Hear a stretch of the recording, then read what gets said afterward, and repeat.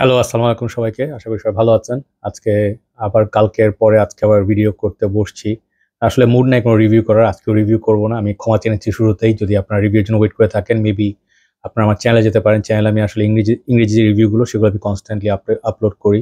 একটু পরে একটা রিভিউ করব, সেটা হচ্ছে আর্মাফের আ ভেন্টানা মেরিন। এটা নতুন নিয়েছি। এটা নিশ্চয়ই ইমপ্রেশন করব।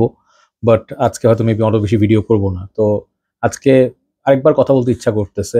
যেহেতু আমার কাছে মনে হয় যদি আপনারা কেউ শুনে থাকেন কিংবা মনে করে থাকেন যে কথাগুলো আপনাদের কালকে যুক্তিযুক্ত মনে হয়েছে কিংবা ভালো লাগছে, তো তাদের জন্যই কথা বলা। মোস্টলি আমি আসলে বাংলাদেশের ইয়ুথদের সঙ্গে কথা বলতে চাচ্ছি, যারা তরুণ প্রজন্ম, তাদের জন্য কথা বলতে যাচ্ছি, তাদের সাথে কথা বলতে যাচ্ছি। কারণ আমরা তো অলরেডি বুড়া হয়ে গেছি। আমাদের আসলে সময় শেষ। আমাদের আসলে বেশি দিন আর নাই। তো অফকোর্স একটা সময় ছিল, এটা ভাবতে খুব কষ্ট হইতো যে আমরা আসলে হাউ কাম মানে আমরা বয়স্ক, আমরা তো ইয়াং, তাই না? একটা সময় সবাই ভাইয়া ডাকতো আমাদেরকে, এখন আঙ্কেল ডাকে, তাই না? তো কথার ছলে গল্পের মধ্যেই কথা বলবো। হতে পারে ভিডিওটা বড় হইতে পারে। বাট কিছুদিন শেয়ার করে যাই। হয়তো একদিন যদি চলে যাই তো কথাগুলো হয়তো থাকতে পারে। হয়তো একটা কথা, ২ টা কথা আপনার যদি নাড়া দেয়, মেবি আপনারা বুঝবেন যে ইমোশন দিয়েই আমরা চালিত হই। আমাদের যে আবেগ অনুভূতি, এটা দিয়ে আমরা বাঙালি অনেক বেশি চালিত হয় রাদার দেন আমাদের ব্রেইন। অনেকে হয়তো বলতে পারেন আমরা তো অনেক চালাক জাতি, আমরা তো অনেক স্মার্ট, রাইট? আমাদের তো আসলে বুদ্ধি বিবেচনা অনেক বেশি। হ্যাঁ, ডেফিনিটলি আমাদের বুদ্ধি-শুদ্ধি ডেফিনিটলি কম নেই কারো থেকে। আমরা দাবায় চ্যাম্পিয়ন হই।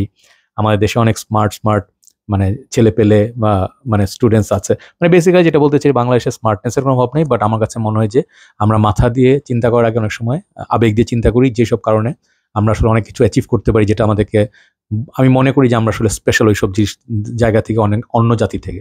সব জাতির কিছু বৈশিষ্ট্য থাকে, সব জাতির কিছু নিজস্ব শক্তি থাকে, দুর্বলতা থাকে, কালচারাল কিছু মানে কালার্স থাকে। তো আমি ওগুলো নিয়ে কথা বলব। তো মেইন যে থিমটা নিয়ে কথা বলতে চাই সেটা হচ্ছে স্বাধীনতা। ওকে? স্বাধীনতা জিনিসটা আসলে কি? এবং মুক্তিযুদ্ধ নিয়ে কথা বলব, আমরা যুদ্ধ কেন করছি। তো এগুলো আপনাদের অনেকে হয়তো বলবেন যে এগুলো আসলে পুরানো হয়ে গেছে। এগুলো আসলে তেমন কোনো টপিক না। এগুলো হচ্ছে অবসোলিট। অনেক বড় ভুল করবেন। আপনি যে জাতি নিজের ইতিহাস জানে না তারা কখনো ফিউচারে আগাতে পারে না।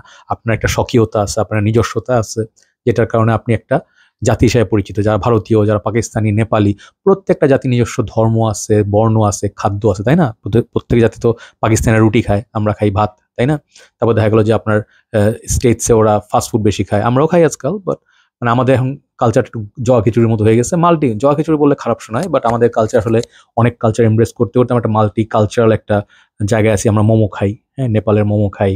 তারপর হচ্ছে গিয়ে আপনার বলতে পারেন যে আমরা চাইনিজ খাওয়া পছন্দ করি, যদি চাইনিজটা আমার নিজেদের ভার্সন। থাই খাওয়া পছন্দ করি। তারপর হচ্ছে মালয়েশিয়ান কুইজিন পছন্দ করি। বাঙালি খাওয়া তো আছেই। ফাস্ট ফুড খাই। তো আপনারা দেখতে পাচ্ছেন যে আমরা আসলে এখন অনেক কিছু শিখছি থ্রু ইন্টারনেট এবং অন্যান্য কালচার থেকে। একটা সময় ছিল এমটিভি, জিটিভি। তো জিটিভি, সরি জিটিভি না। তো যখন একসময় ডিশ আসলো বাংলাদেশে, আমি জয় খিচুড়ির কথা বলব, আমি আসলে খুব গুছায় কথা বলতে পারি না। তো একটা সময় ছিল আমার ঢাকায় বুয়েট ক্যাম্পাসে আমরা বড় হয়েছি, যেখানে একবার ডিশ অ্যান্টেনা আসলো। আমাদের সময় পুরনো একটা টিভি ছিল প্যানাভিশন নামে, আব্বা কিনে আনছিল। আপনার বাটন অন অফ করে চালাইতে হইতো। তো আমাদের টিভি চ্যানেল আসতো বিটিভি, আর কোনো চ্যানেল আসতো না। তো উপরে ছাদের উপরে অ্যান্টেনা দিয়ে আমরা টিভি দেখতাম, খুব ঝিরঝির করতো, ডিস্টার্ব করতো। একটা সময় দেখা গেল যে আমরা ওই বিটিভিকে আমরা একটা তো টিভি চ্যানেল ছিল আমাদের, রাইট? তো ওইটাই ধরেন সে পুরোনো গান, পুরোনো প্রোগ্রাম, অথবা সকালবেলায় ওই কার্টুন কিংবা শুক্রবারের স্পেশাল কিছু প্রোগ্রাম। তো ডিশ টিভি আসার পর অনেক কিছু দেখা গেল যে স্পোর্টস চ্যানেল আসলে আমরা আসলে নিতে পারিনি, আমাদের আসলে অ্যাফোর্ডেবিলিটি ছিল না।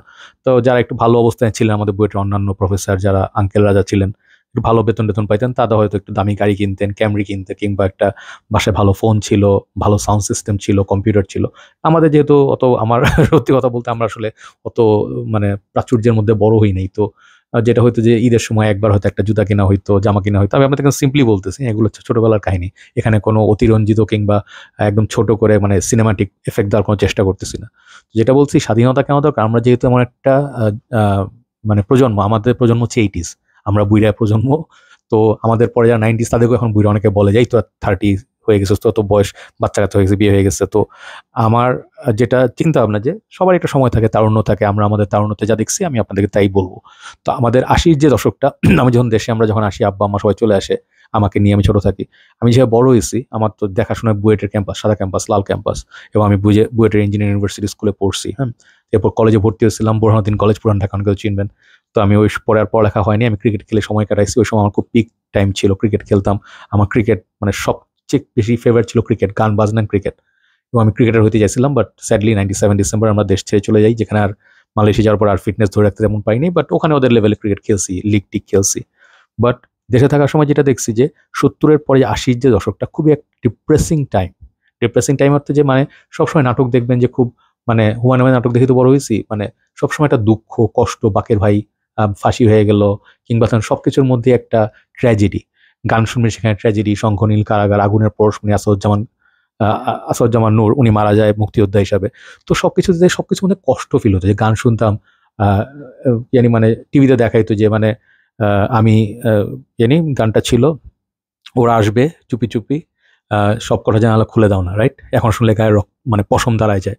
তো এই জেনারেশন বড় আমরা, মুক্তিযুদ্ধ আমাদের অনেক বড় একটা ইম্প্যাক্ট রাখছে, বাট আমরা দেশে অনেক টাফ টাইম দেখছি এরশাদের সময় বলেন, মানে সবকিছুর মধ্যে কেমন জানি মানে রাস্তায় হাঁটলে একটা মাঝে মাঝে হরতাল, মাঝে মাঝে কোকিল ডাকতো, দেশটাই খুব ডিপ্রেসিং জায়গার মতো। আমার ছোটবেলা থেকে বেড়ে ওঠা খুব আনন্দের না।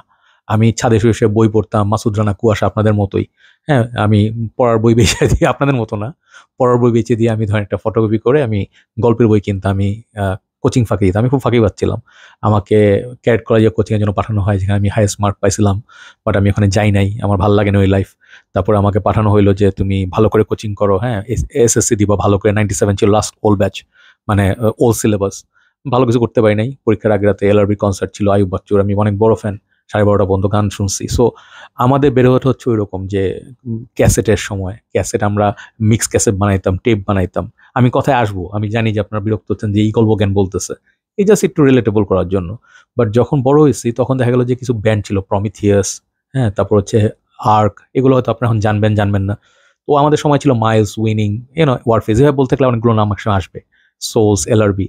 তো আমার কাছে কেমন যে আয়ুব বাচ্চুকে খুব মানে আমার কাছে আমি গুরু হিসাবে মানতাম। আয়ুব বাচ্চুর গান আমি সব গান মুখস্থ, আমার সব গান আমি বাথরুমে চিল্লা গাইতাম। তো একটা গান ছিল আয়ুব বাচ্চুর, হায় স্বাধীনতা। হ্যাঁ, ওখান থেকে ঢুকি স্বাধীনতায়, যে স্বাধীনতা ছাড়াও আরো কিছু গান ছিল, ফিডব্যাকের মাকসুদ ভাইয়ের গান ছিল, বাংলাদেশ, যতবার গাই বুকের মধ্যে ফিল লাগে। হ্যাঁ, তো আমি বাইরে যখন ছিলাম আমি দেশকে রিপ্রেজেন্ট করতাম, এই অর্থে আমি গান বাজনা একটু পছন্দ করতাম, শিখছি হালকা পাতলা। বাট আমাদের মানে এমবেসি প্রোগ্রাম যেগুলো হতো, বা পয়লা বৈশাখ বা বিজয় দিবস, অনেক এনথুজিয়াজম নিয়ে প্রোগ্রামগুলো করতাম। এবং বাইরে যখন দেখছি আমরা পলিটিক্যাল পার্টি পোলাপানকে দেখছি, সবার সাথে মেশার হয়েছে। পলিটিক্যাল পার্টির পরে একটু পরে আসতেছি, বাট স্বাধীনতা কেন, মুক্তিযুদ্ধ কেন, এগুলো একটু বলে নেই। তো অনেকে হয়তো বলবেন যে ভাই এগুলো একটা বাণিজ্য, একটা একটা মানে কি বলবো, যে একটা এখন ট্রেন্ড হয়ে গেছে, একটা পক্ষ জয় বাংলা জয় বঙ্গবন্ধু বলবে, তারা হচ্ছে কি চেনা একটা পলিটিক্যাল গ্রুপ, বাকি কেউগুলো বললে তারা ওই আওয়ামী লীগ ট্যাগ খাবে, আর যদি ধরেন অপোজিটে থাকেন, যদি আপনি তাহলে শিবির ট্যাগ খাবেন। মানে সবাই কিছু না কিছু একটা দল করতে হবে। কালকে আমি বলছি যে সবাই একটা দল করতে হবে, মানে এখন কেউ বাংলাদেশি হিসাবে পরিচয় দিতে চায় না। আমি আওয়ামী লীগ, আমি বিএনপি, আমি জামাত, জাতীয় পার্টি, যাই হোক, ঠিক আছে। আপনার সবচেয়ে বড় পরিচয় কি? আপনার দেশ স্বাধীন হওয়ার পরে আপনার সবচেয়ে বড় পরিচয় কি? আপনি একজন বাংলাদেশি, রাইট? আপনি ভারতীয় না, আপনি পাকিস্তানি না, আপনি হতে পারে যে আমি অলসো বলি যে আমি পৃথিবীর একজন নাগরিক, বাট আমি আমার দেশ, আমার ভাষা বাংলা। তো আমার কাছে সবচেয়ে মানে মিষ্টি জিনিস হচ্ছে বাংলা। আমি যদি কোথাও বাইরে গিয়ে বিদেশে গিয়ে শুনি কেউ বাংলা বলতেছে, হয়তো ওভাবে গিয়ে আগাই যাবো না, বাট ও আমার ভাষায় কথা বলতেছে, রাইট? তো এটা হচ্ছে চেনা, সবচেয়ে কাছে। আপনি যেই আবহাওয়ায় বড় হয়েছেন, যে বাতাস আলোকে বড় হয়েছেন, বাইরের দেশে যদি আপনি ধরেন একটা দেশে হয়তো কখনো আপনি কাঁঠাল কিনে খাইতেন না, বা আম কিনে খাইতেন না, কিংবা দেশের কোনো ফল কিনে খাইতেন না, বাট বিদেশে গিয়ে আপনি অনেক আগ্রহ করে একটা দাম দিয়ে, বিদেশে থাকে, অনেকে থাকে এরকম যে আমরা ফানি একটা স্টোরি, সেটা হচ্ছে যে আমরা চটপটি খুব পছন্দ করতাম। তো বাইরে থাকার সময় চটপটি সব জায়গায় বেচে না মালয়েশিয়া। তো সানওয়েতে আমাদের একটা জায়গা ছিল, একটা বাঙালি ভাই রেস্টুরেন্ট, ওনারা একটা 6টার পরে করতো, খুব মজার চটপটি। ওটা আমরা আমাদের গোমবাগ এরিয়া থেকে ড্রাইভ করে এভরিডে 45 মিনিটস লাগতো, 2টা টোল দিয়ে, অনেক টাকার বিষয়, তেলের বিষয়। কিন্তু আমরা যাইতাম কেন ওই চটপটিটা নেয়, চটপটিটা কি আমার দেশের একটা জিনিস। হ্যাঁ, দেশের কিছু মেলা হইলে বা কিছু দৌড়াই যাইতাম। তো বিদেশিদের কিছু, বিদেশে যারা থাকে তাদের মধ্যে দেশের প্রতি টানটা কিন্তু কোনো অংশে কম থাকে না। আমরা দেশে সবকিছু দেখি, দেশে কিছু খারাপ হলে কষ্ট লাগে, বন্যা হলে কষ্ট লাগে, দেশে কোনো অন্যায় হলে কষ্ট লাগে, অনেক কিছুই ফিল করি, দেশকে সবসময় ফিল করছি। তো দেশে আসার পর হয়তো মেবি দেশে থাকে যারা, তাদের হয়তো মেবি ফিলটা একটু কমে যায়, আই ডোন্ট নো, বিকজ চাপে, দেশে অনেক চাপ। আমি দেশে এসে যেরকম স্ট্রাগল করতে হয়েছে আমার, কারণ আমার দেশে 2016 আসার পর আমি একদম পুরো খালে পড়ছি, সোজা কথা। যে এখানে আমি চাকরি করবো কি, আমার বয়স শেষ হয়ে গেছে, এখানে বিজনেস শুরু করবো কি করবো, সব জায়গাতে করাপশন, এখানে হচ্ছে আপনার চাঁদাবাজি, এটা ওইটা, এখানে কি হবে সম্ভব, এত বিজনেস, এত কম্পিটিশন। তারপর আলহামদুলিল্লাহ একটা লাইন বের করছি, পারফিউম লাইন, এটা নিয়ে কাজ করি। বাট স্বাধীনতা কি, এই জিনিসটা একটু বলি। আমরা সবসময় দেখে আসছি যে ভাই, মানে একটা সিনেমা ছিল আপনার ব্রেভ হার্ট, দেখছেন হয়তো, উইলিয়াম ওয়ালেস থাকে, সে হচ্ছে কি হিরো, সে স্কটিশ, এবং তারা যুদ্ধ করে ইংল্যান্ডের এগেনস্টে, এবং তারা মুক্তির জন্য যুদ্ধ করে, এবং তাদেরকে অনেক বাধা বিপত্তি পেরোতে, এবং লাস্টে তাকে মেরেও ফেলে। বাট সে একটা ডায়লগ, সবচেয়ে পপুলার ডায়লগ, যে মুভিটা দেখে না থাকেন দেখেন, সেখানে বলে যে freedom, what are you going to do without freedom. এখন বলতেছি চোখে পানি চলে আসবে, হ্যাঁ, গায়ের লোম খারাপ হয়ে যাবে। এই ফ্রিডমটা এত ইম্পর্টেন্ট কেন? বিকজ আপনি মানুষ হিসেবে জন্মাইছেন, আপনি যেই ধর্মেরই হন, যেই কালারের হন, আপনার মানে রক্ত লাল, সবার রক্ত লাল। এখন আপনার চোখের মণি নীল হইতে পারে ব্রিটিশদের মতো, আবার সাদা হইতে পারেন, আপনি আমাদের মতো আবার কালো হইতে পারেন, শ্যামলা হইতে পারেন, বিভিন্ন কালারের থাকেন আমাদের উপজাতি, বিভিন্ন ধর্ম। আমরা সব মিলাই তো বাংলাদেশি, রাইট? কিন্তু আমরা সবারই একটা জিনিস চাই, সেটা হচ্ছে যে আমাদের একটা মানে কি বলে ফ্রিডম থাকবে, ইন্ডিপেন্ডেন্স থাকবে, যে আমরা কোনো কিছু চাচ্ছি করতে, সেটা আমরা একটা ফ্রি কান্ট্রিতে, একটা মানে মুক্ত দেশ। আমাদের দেশ তো মুক্ত দেশ, আমাদের কারো অধীনে নাই। এখন আমার ব্রিটিশ আন্ডারেও নাই, কারো আন্ডারেও নাই, পাকিস্তান আন্ডারেও নাই। কিন্তু মুক্ত দেশে আমরা কি চাই? আমরা মুক্তভাবে বিচরণ করতে পারবো, আমরা দেশের সব সম্মান মানে আইন সম্মান করে চলবো, হ্যাঁ, কিন্তু একই সঙ্গে আমরা কোনো অন্যায় না করে আমাদের যে একটা জায়গায় ইচ্ছাগুলো, পার্কে গিয়ে বসি, একটা কদম ফুল নেই, হ্যাঁ, কিংবা দেখা গেল যে একটা রাস্তায় গিয়ে এই মামা একটা চটপটি বানায় দাও, এই রাইটগুলো আমাদের আছে। আমাদের রাতের 10টার পর, আমি খুব অবাক লাগে বাংলাদেশে এসে যে 10টার পরে বেরোলে পুলিশ চেকপোস্ট, কোথায় যাচ্ছেন, কেন যাচ্ছেন, এটার আস করার রাইট আমি শুধু বাংলাদেশে দেখছি। আমি মেবি সাবকন্টিনেন্ট একটা প্র্যাকটিস, বাট বাইরের দেশে, মালয়েশিয়াতে জাস্ট কম্পেয়ার করতে পারি দুই দেশের পার্থক্য। আপনি 3টার সময় 4টার সময় যান ম্যাকডোনাল্ডস খোলা, হ্যাঁ, তো life culture is different, but by right আপনার যে কোনো জায়গায় রোমিং করার, আপনি এজ এ সিটিজেন আপনি যে কোনো জায়গায় যেতে পারেন, হ্যাঁ, এখানে যেতে পারবেন, ওখানে যেতে পারবেন, এটা হচ্ছে আপনার নাগরিক অধিকার।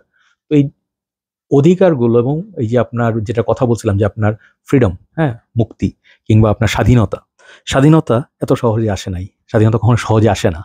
স্বাধীনতা সহজে আসে না, যেহেতু যদিও আমরা যুদ্ধ করি নাই, বা আমরা বুকের রক্ত দিই নাই, বা আমাদের সে সাহস নাই, মেবি আমরা কাপুরুষ, কিন্তু আমাদের ফোরফাদাররা কিন্তু যুদ্ধ করে গেছে। যারাই করে গেছে, আমি তো মানে সবাইকে চিনি না, বাট যা যা যুদ্ধ করছেন তারা তো অনেক সাহসী লোক ছিলেন। ওই পাকিস্তান আর্মির সামনে গিয়ে বুক পেতে দাঁড়ায় থাকা, হ্যাঁ, বা একটা মিছিল বা অন্য ভাষা আন্দোলন আপনার মনে আছে। তো এগুলো যখন ছাত্ররা বুকে বুলেট নিতে সাহস করে, তাদের হচ্ছে যে জীবনের মায়া এত বেশি না, যে যেটা যাদের মানে ধরেন দেশের প্রতি ভালোবাসা, সেটার সামনে জীবনের মায়া কিছুই না। তারা নির্বিচারে হাসতে হাসতে প্রাণ দিয়ে আসছে, মুক্তিযোদ্ধার প্রাণ দিয়ে আসছে, ছোট ছোট বাচ্চা ছেলে পেলে যুদ্ধ করছে, মেয়েরা যুদ্ধ করছে, পুলিশ বাহিনী যুদ্ধ করছে। এগুলো আমাদের অনেক গর্বের কথা। আমাদের যখন ফার্স্টে যখন হলে মানে আর্মি, পাক হানাদার আর্মি যখন অ্যাটাক করে, তখন পুলিশ, হ্যাঁ, তখন আপনার যা যা ফোর্স ছিল, তখন তারাই কিন্তু ফার্স্ট মানে মানে ডিফেন্স লাইন অফ ডিফেন্সে ছিল। তো অনেক 9 মাস যুদ্ধের পরে আমরা মোটামুটি যেটা আমরা পড়ছি জানছি, অনেক, হ্যাঁ, ভারত সাহায্য করছে আমাদের দিকে, রাশিয়া হাত বাড়াই দিছে, বাট ম্যাক্সিমাম দেশ আমাদের পক্ষে ছিল না। আমেরিকা ছিল না, তারপর হচ্ছে চায়না হয়তো বা ছিল না, অনেক দেশ ছিল, বাট আমরা অনেক একটা মিরাকলের মধ্যে দিয়ে আমাদের দেশটা পাইছি। এখন অনেকভাবে বিভক্ত হবে দেশ, বিকজ আমাদের মানুষের সংখ্যা বাড়ছে, দল বাড়ছে, মানুষের বিভিন্ন মত বাড়ছে, এবং সময়ের সাথে সাথে কালচার চেঞ্জ হয়েছে। তো ফ্রিডমটা কিন্তু এত ইজিলি আসে নাই। এই যে মুক্তিযুদ্ধ সবকিছু, এটা কিন্তু কারো একার প্রপার্টি না। এই যে জয় বাংলা, জয় বঙ্গবন্ধু, আমি এখনো বলবো, যদি আপনারা মানে যুদ্ধের সময়টা যদি কখনো মানে আগের দিনের ভিডিও দেখে থাকেন, সিনেমা দেখে থাকেন, ওই রেডিওতে একটু শুনে শুনে চরমপত্র শোনা, হ্যাঁ, তারপর হচ্ছে একটা স্পিরিট, কি একটা মানে যে যে দেশকে মুক্ত করব, এটা একটা স্পিরিট। তখন মানুষ জয় বাংলা বলে যুদ্ধে যেত। এখন মানুষ জয় বাংলা বললে ভাবে আওয়ামী লীগ, তাই না? তো এটা আসলে নট নেসেসারিলি আওয়ামী লীগ বা কারো, এটা সবার একটা কমন মানে যেটা অনেক হয়তো তখন ফিল করবে যে না, এটা ওদের পার্সোনালি হতে পারে। বাট আমি সবাইকে সম্মান করি। আমি মানে যতদিন মানে বেঁচে থাকবো, আমি সবাইকে চেষ্টা করি যে মানে যারা ধরেন, আমি কোনো এক্সট্রিম লেভেলের লোক না, আমি এক্সট্রিম লেভেলের রিলিজিয়াসও না, আমি এক্সট্রিম লেভেলের আনবিলিভারও না, আমি কোনো এক্সট্রিম লেভেলে যেতে চাই না। আমি জাস্ট একটাই ভালোবাসা পারফিউমের প্রতি, সেটা হচ্ছে ব্লাইন্ডলি, সেটা আমি পছন্দ করি। ক্রিকেটের প্রতি আমার অনেক ভালোবাসা, খাওয়া দাওয়া এগুলোর প্রতি চরম ভালোবাসা। বাট কেউ আমার চেয়ে ডিফারেন্ট, হ্যাঁ, কেউ আমার চেয়ে ডিফারেন্ট, ধরেন সে হিন্দু ধর্ম কিংবা অন্য কোনো, সে মানে আমার মতো সে আল্লাহকে ভয় পায় না, পরকালে ভয় পায় না, এটা তার নিজস্ব ব্যাপার। আমি গিয়ে কখনো তাকে এই তুই করস নাই কেন, গায়ের জোরে, এই যে গায়ের জোরটা আমি দেখাই যাবো, এটা রাইট আমার নাই। This is call a free country, free will. মানুষ যেভাবে থাকতে চায় সেভাবে থাকতে পারবে, যদি আমাকে সে আঘাত না করে, আমাকে সে ডিস্টার্ব না করে, I have no issue with him. একজন মানুষ একরকম হইতে পারে, একজন আর্টিস্ট হবে, হ্যাঁ, একজন হবে গিয়ে মানে engineer, professor, architect, leader, businessman, এক একজন এক এক রকম হবে। বাট আমাদের সবাইকে একরকম ভাবা বা আমরা এক্সপেক্ট করতে পারি না। কিন্তু অনেক সময় দেখা যায় যে মানুষ, আমাদের দেশে একটা সমস্যা আছে যে আমরা অন্যদেরকে অনেক সমালোচনা করতে পছন্দ করি। পলিটিক্সে যাওয়ার আগে নিজের মানুষের দিকে তাকান, আমার নিজের দিকে তাকান। আমরা সবসময় নেইবারে কি হইলো, ওর বাসায় ওর মেয়ে কার থেকে পালাই গেল, নাটকে দেখেন না, হয় একজনের বউ নিয়ে একজন পালাই গেছে বা সামথিং। অথবা আপনি ধরেন যে হয় না যে মানুষ অন্যকে নিয়ে অনেক ব্যস্ত, বাট নিজের দিকে সে কখনো তাকায় না। আমরা নিজের দিকে কখনো তাকাই না। আমাদের ফল কি? আমরা মিথ্যা কথা বলি, চুরি করি, টাকা পাইলে টাকা, কেউ পাইলে টাকা রিটার্ন দিই না, বড় বড় কথা বলি, আবার হজে যায়, আবার তার আগে আবার ঋণ খেলাপি হয়, কপালে দাগ পড়ে থাকে, 5 ওয়াক্ত নামাজ পড়ে আবার ঘুষও খায়। তো আমি এগুলো না জাস্টিফিকেশন খুঁজে পাই না। তো আমাদের মানুষ আসলে অনেক খারাপ হয়ে গেছে।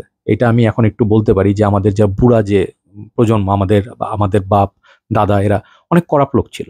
এখন এটা আপনারা হয়তো ভাববেন যে এই সবাই তো করাপ্ট না। হ্যাঁ, অনেক লেভেলে করাপ্ট। কি হবে? অন্যায় যারা করতেছে তারা তো খারাপই। কিন্তু অন্যায় সহ্য করে তাদের সঙ্গে তারা ঠিক আছে জোড়াতালি দিয়ে আমরা চলি। ঠিক আছে, অন্য কিছু হলে আমার তো সমস্যা নাই। হ্যাঁ, আমি তাহলে ভালোই আছি। এই যে চিন্তা করা, এই কারণে আমরা খারাপ।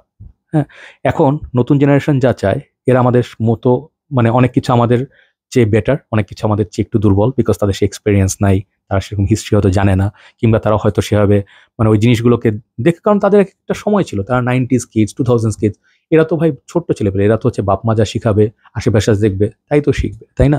এখন আপনাকে তারা যদি এখন একটা এমন অবস্থায় পড়ে যায় যে আপনাকে প্রত্যেক গিলানো হচ্ছে যে আপনি চেতনা নিয়ে কথা বলেন, মুক্তিযুদ্ধ, এভরিথিং কোটা, তারপর হচ্ছে কেউ রাজাকার, এগুলি ঘুরে ফিরে কথা হচ্ছে, এর বাইরে কোনো ক্রিয়েটিভ কথা নাই। একটা দেশে মানে ফ্রি কান্ট্রিতে, আমি ধরে নিলাম একটা ফ্রি কান্ট্রি এবং সবকিছু ফেয়ার, এবং যেই সরকারে থাকুক, আমি বাংলাদেশের সরকার নিয়ে কখনোই কোনো মানে ভালো কিছু বা আশাবাদী কিছু আমি দেখি নাই, বা আমি বলবো না যে আমাদের কোনো টাইমে আমরা ভালো ছিলাম, তাই না? ইন জেনারেল বিএনপির টাইম বলেন, জামাতের টাইম বলেন, যে যখন পাওয়ারে গেছে লুইটা বুইটা খাইছে। This is my observation. কেউ ভালো না, পলিটিশিয়ান কেউ ভালো না। আমি যে শুধু আওয়ামী লীগ দিকে আঙ্গুল তুলতেছি, আপনারা ভাবছেন যে আমি সরকারের বিরুদ্ধে কথা বলতে আসছি। Not necessary. আমি বিএনপির আমলেও দেশ দেখছি, জামাতের যখন পাওয়ার ছিল তারা কিভাবে চালায় দেখছি। সবাই এক্সট্রিম লেভেলের, এবং সবাই চায় কি যে মানে মানে কন্ট্রোলে রাখতে এবং জোর করে দুর্নীতি করে কীভাবে পাওয়ারটা টিকায় রাখা যায় এবং মানুষকে ভয়ভীতি দেখায়। এই কালচারটা আমাদের আসলে মানে সত্যি কথা বলতে খুব হ্যাম্পার করছে আমাদের। আসলে ফ্রিডম যদি বাঙালিকে দেন, হ্যাঁ, বাঙালির ফ্রিডম দিলেও সমস্যা আছে। তারা সবসময় ফ্রিডম অ্যাপ্রিসিয়েট করতে পারে না। ভালো কিছু দিবেন, হ্যান্ডফোন দিবেন, টিকটক ওই প্রতিবন্ধী শুরু করে দিবে, তাই না? কিন্তু মানে মানুষের একটা বলার যে রাইট, একটা সময় ছিল মানুষ কিন্তু কথা বলতে পারতো, যে টিভি শো, টক শো দেখতেন যে বিএনপি আওয়ামী লীগ প্রতিযোগিতা হচ্ছে বা তর্ক বিতর্ক হচ্ছে, অপোজিশনের সাথে কথা বলতে পারতো। এখন মানে কথা বলার সাথে সাথেই মানে আপনি যেই কথা বলেন, আপনি আপনার মনের ভাবটা ব্যক্ত করতে পারবেন না। কারণটা কি? আপনি একটা ফিল করছেন এটা অন্যায় হচ্ছে, ঠিক আছে, আপনার এরিয়াতে একটা অন্যায় হচ্ছে, কেউ আপনার থেকে দোকানে এসে ডেইলি চাঁদাবাজি করতেছে, এবং এগুলো কোনো দলের লোক এবং যারা মানে এগুলো মিলে সিন্ডিকেট করিত করে, তাদের বিরুদ্ধে কথা বললে আপনি বিপদে পড়ে যাবেন, আপনাকে কেউ সাহায্য করতে আসবে না। এইটা হচ্ছে অন্যায়। এটা হইতে হইতে আজকে দেশে এমন একটা জায়গায় আসছে যে আমাদের এখন পিঠ দেওয়া ঠেকে যাওয়ার পরে মানুষ ভয়ে কিছু বলতে পারে না। এখন আপনারা বলবেন যে ফ্রিডম জিনিসটা ইম্পর্টেন্ট। আজকে যে পোলাপান কোটা আন্দোলনের জন্য মারামারি করতেছে বা মাইর খাইতেছে, হ্যাঁ, তারা সংগ্রাম করতেছে, কারণটা কি? ওরা চাচ্ছেটা কি? একটা শান্তিপূর্ণ ভাবে একটা মানে বসছে এক জায়গায় যে আমরা এরকম রাইটস চাই। একবার অডিটরি নাটক হয়েছে এবং তারা যেটা চাইছিল, তারা চাইছিল কোটা সংস্কার, তাদেরকে কোটা বলছে বাতিলই করে দেওয়া হয়েছে, এবং আবার এটা 2018 পরে আসছে। তো এই ইস্যুগুলো বাংলাদেশে একটা পর এত ইস্যু লাগাই দেওয়া হয়, আমি আসলে কনফিউজড হয়ে যাই কোনটা ছেড়ে কোনটা মনে রাখবো। এবং এই যে একটা মিসহ্যাপ হয়, মানুষ থাকে না, মারা যায়, আপনি কজনকে মনে রাখতে পারবেন? আপনি লাইফ এত স্ট্রাগলময়, আপনি জীবনের ঘানি টানতে রাস্তায় 3 ঘন্টা ড্রাইভ করবেন, রাস্তায় জ্যামে বসে থাকবেন, তেল পোড়াবেন, তো টাকা যাচ্ছে, সময় যাচ্ছে, জীবন চলে যাচ্ছে। আপনাদের আসলে আকাশের দিকে তাকায়, মানে আমরা একসময় আকাশের দিকে তাকায় থাকতাম, মাঝে মাঝে হয়তো কবিতা লিখি বা সামথিং। এখন মানুষ আকাশের দিকে তাকায় না, ঢাকা শহরে কেউ আকাশের দিকে তাকায় না। হ্যাঁ, আপনাদের সেই খেলার মাঠ নাই, আপনাদের গাছ নাই ফল পেরে খাওয়ার। আমাদের বাসার সামনে একটা মাঠ ছিল, মাঠটা দলীয়করণভাবে দখল করে নিয়ে এখানে অফিসিয়াল একাডেমি এবং মেম্বার অনলি এলিট গ্রুপ ঢুকতে পারবে। এভাবে আস্তে আস্তে আস্তে বাচ্চাদের থেকে সব নিয়ে যাওয়া হচ্ছে, সব। তাদের কোনো শৈশব নাই, তাদের কোনো কৈশোর নাই, তাদের হচ্ছে হ্যান্ডফোন, তাদের হচ্ছে একটাই হবি কি এখন, শখ বলতে কি, খাওয়া দাওয়া ছাড়া আর কোনো বাংলাদেশে কোনো এন্টারটেনমেন্ট নেই। পারলে মাঝে সিনেমা দেখো, মাঝে মাঝে ওই যে গিয়ে ব্রিজের উপর দাঁড়া থাকো 300 ফিটের উপরে। অথচ দেশ তো এরকম হওয়ার কথা না। এরকম তো আপনার দেশে পার্ক থাকার কথা, সুন্দর গ্রিননেস থাকার কথা, সুন্দর রিসোর্ট থাকার কথা, পানির সামনে গিয়ে একটু বসলাম, হ্যাঁ, তারপর সুন্দর জায়গায় বেড়াতে গেলাম, অনেক কিছু হইতে পারে, বাচ্চা যেন পার্ক থাকতে পারে, অনেক কিছু হইতে পারে। বাট আমাদের আসলে তো প্ল্যানিং সেরকম না। আমাদের সব গাছ কেটে ফেলো, সব কংক্রিট বানায় ফেলো, বিল্ডিং এর পর বিল্ডিং। প্লেন থেকে যারা ট্রাভেল করেন, পৃথিবীর কোনো দেশে গেলে এরকম বিল্ডিং মানে এই 2 ইঞ্চি পরপর বিল্ডিং দেখবেন না। পাশের বাসার মানুষ একটা পাত দিলে আপনি শুনতে পারবেন যে এরকম অবস্থা। বাইরের দেশগুলোতে আপনার একটা কন্ডোমিনিয়াম বা বিল্ডিং বানানো হলে ওই নিজস্ব জিম থাকবে, মাঠ থাকবে খেলার জন্য, মানে মাঠ থাকবে, ছোট সুইমিং পুল থাকবে, সব ফ্যাসিলিটি থাকবে, নিচে দোকান থাকবে, রেস্টুরেন্ট থাকবে, হাঁটার জন্য পুরো একটা চক্কর থাকবে, হাঁটতে পারবেন পুরো সিকিউরিটির মধ্যে, আপনার অ্যাক্সেস কার্ড থাকবে। এই জিনিসগুলো আমরা ফলো করি না কেন? ভালো জিনিস কেন ফলো করি না?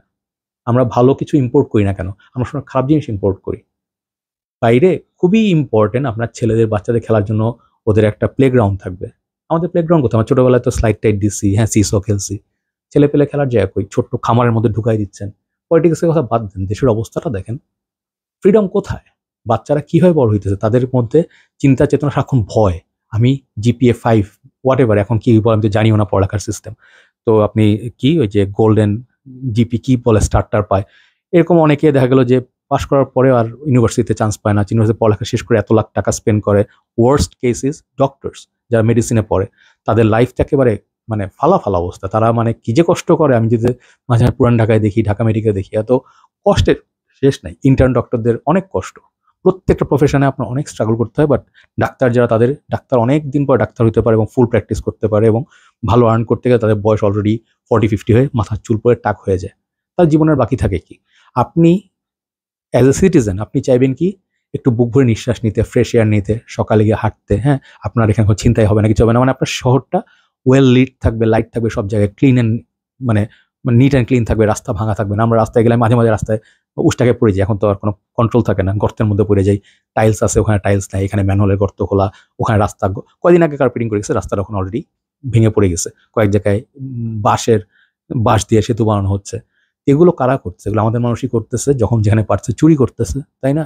তো এগুলোর বিরুদ্ধে কথা বলতে গেলে ধরতে ধরতে ধরতে টপে যখন যাবেন, একটা জায়গা থেকেই চুরির এবং করাপশনের এবং টাকা মেরে নেওয়ার একটা যেখানে হচ্ছে যে মানুষ ওইটা করার জন্যই মানুষ পুলিশে ভর্তি হতে চায়, ওখানে এর জন্য মানুষ পলিটিশিয়ান হতে চায়।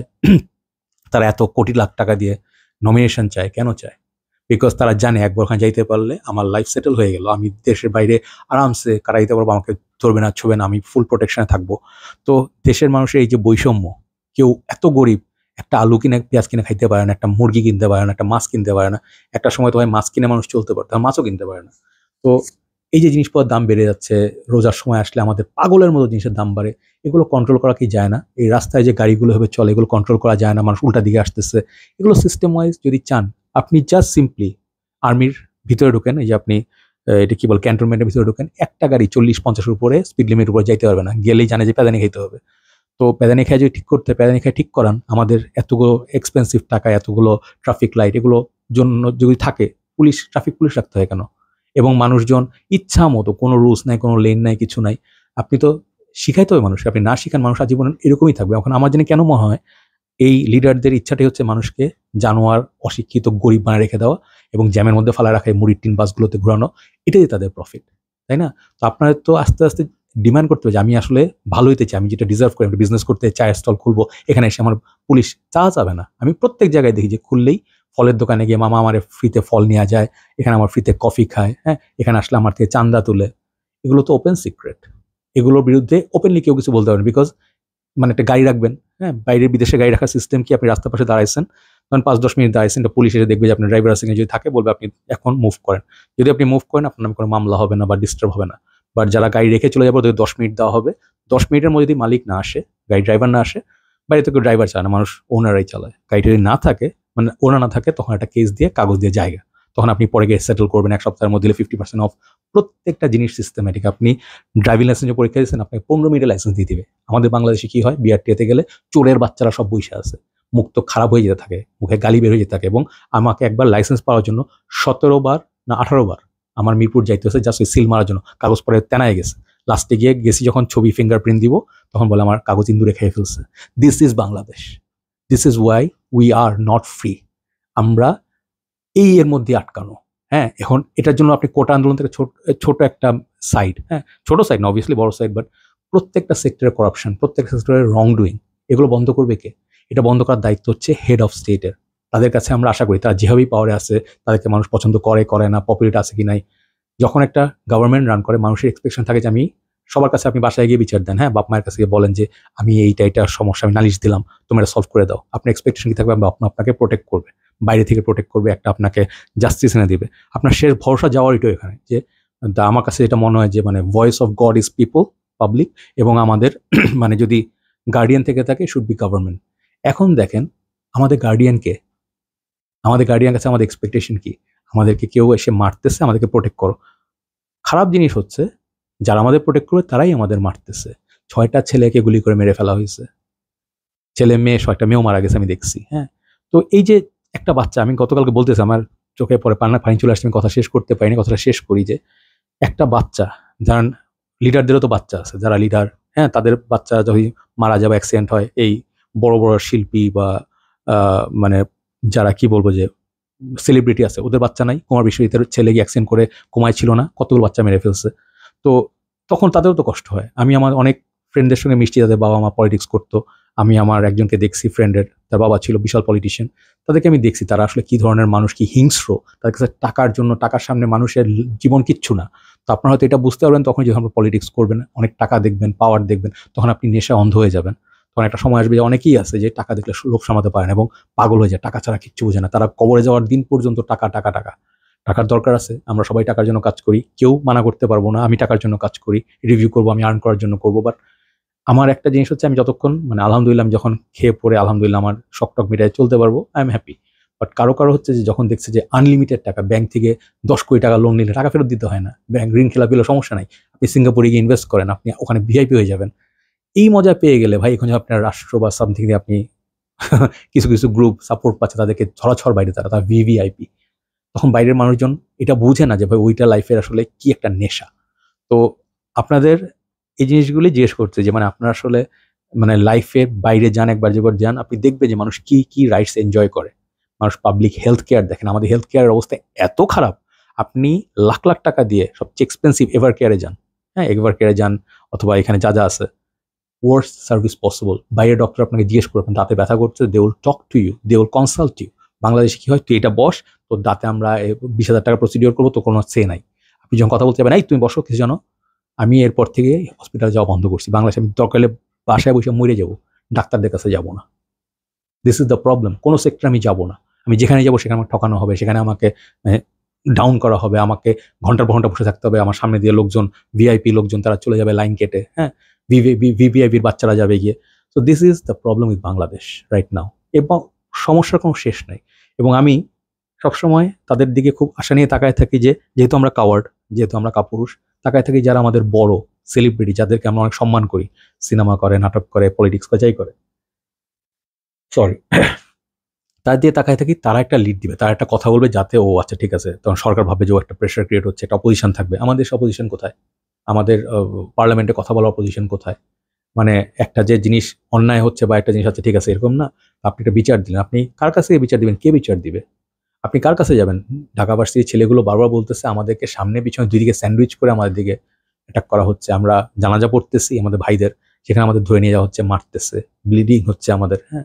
তো এই হচ্ছে অবস্থা। কারা করছে? বিজিবি করছে, পুলিশ করছে।